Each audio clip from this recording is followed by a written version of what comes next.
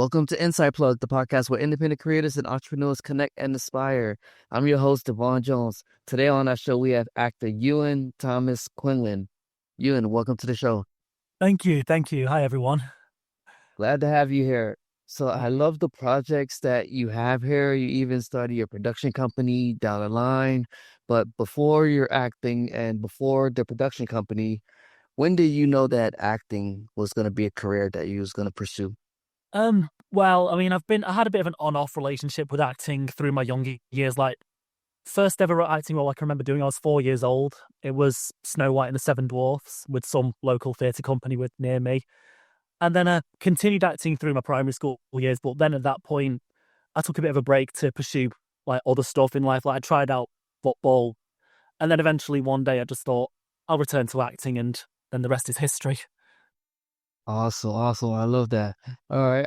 So did you stumble like across a play or and someone asked you to be in a project or something? Like where did that spark come from that, okay, boom, acting is Um, I just thought the instinct sort of returned to me sometime in 2020, which was actually, I guess a bit of bad timing really, because then obviously COVID happened and went into lockdown. So I thought, right, well, that's a bit awkward really. But I just started doing a bit of cosplaying on TikTok, and that's what really sort of awakened that spark in me that had been there for so many years, but I don't know why I was ignoring it. But then my instinct to start cosplaying on TikTok, I just thought I need to listen to that instinct. I need to build something from it.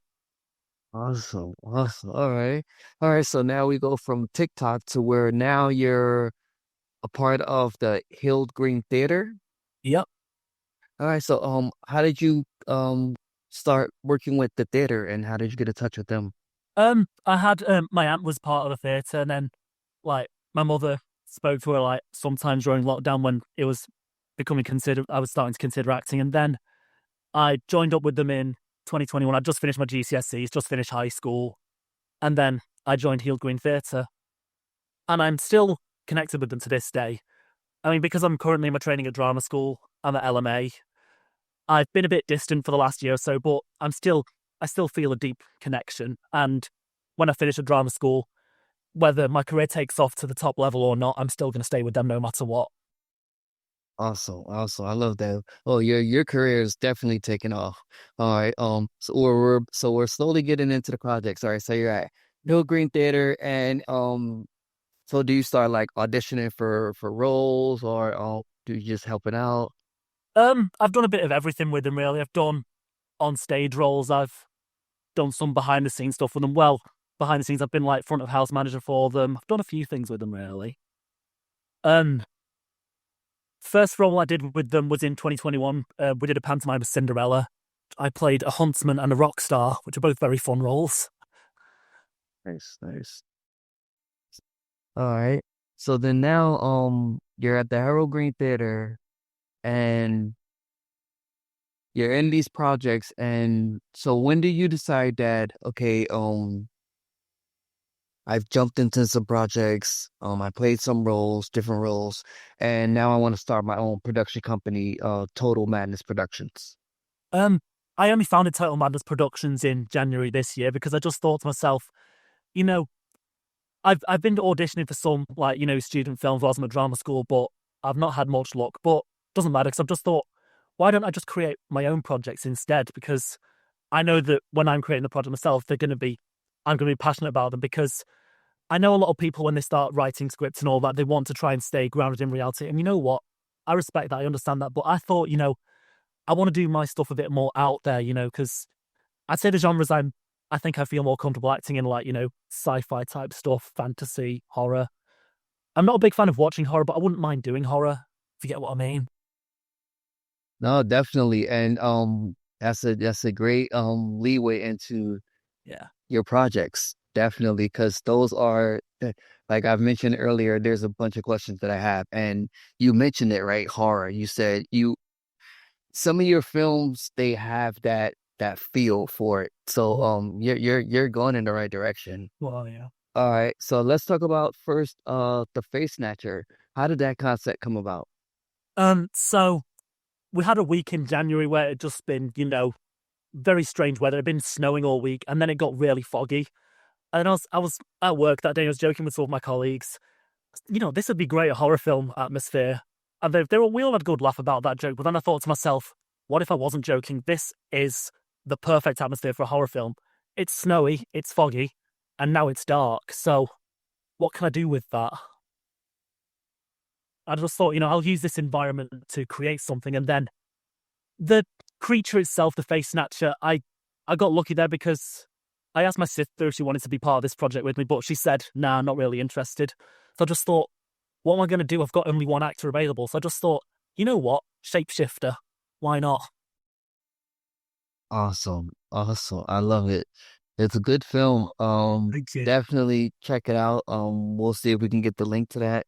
Thank you. And then so you have this other project, Free Spirit.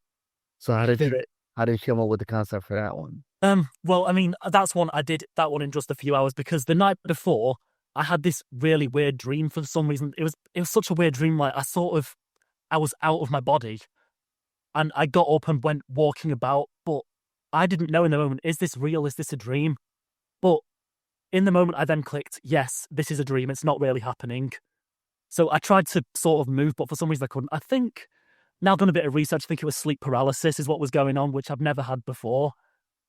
And then I thought there was something creature I could sense in the dream. Like for some reason, whilst I was walking around in this spirit realm, if you like, I just thought, for some reason, I can feel there's someone there and I should not look over my shoulder for some reason. So whatever my sleep paralysis demon is, I do not know. I don't think it's an evil version of me. Well, I hope it's not at least. That's awesome. Like the way you were able to, just you're in this location where it's snow and it's foggy and it's dark time. Boom. Yeah. And then now you have a dream and it's an out of body experience. And then boom. Yeah. That's cool. Like, so have you been working on anything recently? I'm trying to write a script because, obviously the first two films, the only cast member in them was me, which was not necessarily a bad thing, but I want to expand to work with more actors. So I'm going to look into what I can write and because I want to try and integrate more actors in. But I am working on some potential Face Snatcher sequel if I can find a good cast for it. And there is one I'm writing up right now. I've just thought a bit of a character that sort of it's going to be a mix of a bit of a prison break and time travel is another one that I'm working on. I need to find more cast for that as well, of course, because that's going to be a complicated one. Nice, nice. Looking forward to that one. Yeah, definitely will. Get those casting calls out there. All right, so now you have this project, A Bride for a Vampire. How did you get a part of that project? Um, well, that was one with Healed Green Theatre, and the director I worked with, like, is one of the best directors I've ever worked with in my entire career. Like, so I auditioned for that, I think, April 2022. It was myself and another friend of mine who was going for the role, and then the director offered me the role. I was like, oh wow, I'm so honoured because that season with Healed Green Theatre, I was in like almost every show except one of them that season. So I was like, wow, I'm getting everything here. Wow, I feel so honoured. That's awesome. That's awesome. Love it. Yeah, you're talented. You have it. You have Thank you. the the the play experience, the writing experience. You're able to come up with the concepts for the films the way you do. Like, that's awesome. That's awesome. So with all those projects that you've been working on, what would you say has been your greatest achievement so far? Um, ooh, is a tough one. There's so many to choose from. Um, I say one of the well, I mean, I wasn't necessarily a big role in it, but one of the most exciting times I had, I was an extra in this television series Waterloo Road, which I got as work experience through college initially, but like it was some great time because then I got when it was broadcast live on television, I was like, oh my god, wow, I've got to watch this and keep an eye out for myself. Nice. Yeah. It's awesome. I love it. Well, keep going. Keep Oh well. going. Where can people find some of your projects at? Where can they find you at online? Um, my Instagram acting page, ETQ Actor.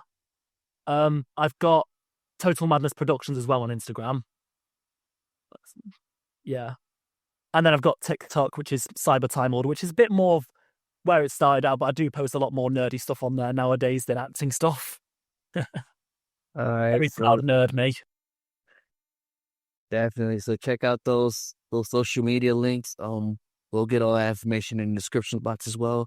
All right, Ewan. So we're at that part of the episode where I ask the question: what is a book, a TV show, or a film that you recommend to the next aspiring actors? Ooh.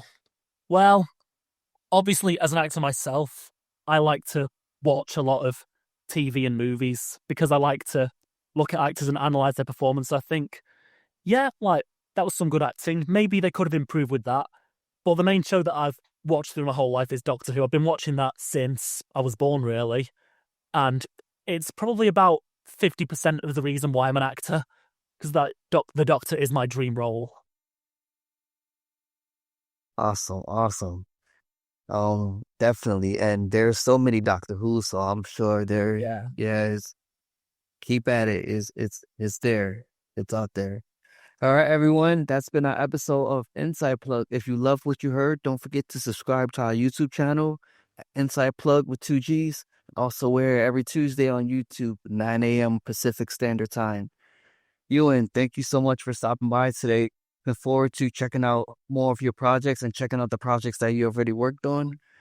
And ladies and gentlemen, remember, stay inspired and keep creating.